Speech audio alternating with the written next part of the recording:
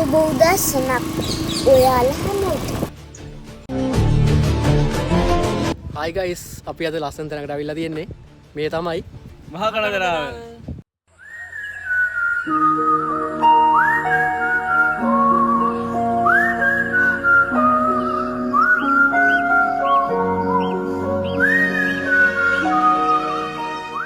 නුදනී මේ යනමාවත නිවැරදිදු මං හීන හඹමීමා වෙන හේතු දන්නතෝ රැපේන තරුවෙන්මා හට පාර කියා දෙයිදෝ මම නුදනී මේ යනමාවත නිවැරදිදු මං හීන හඹමී ගන්න යන්නේ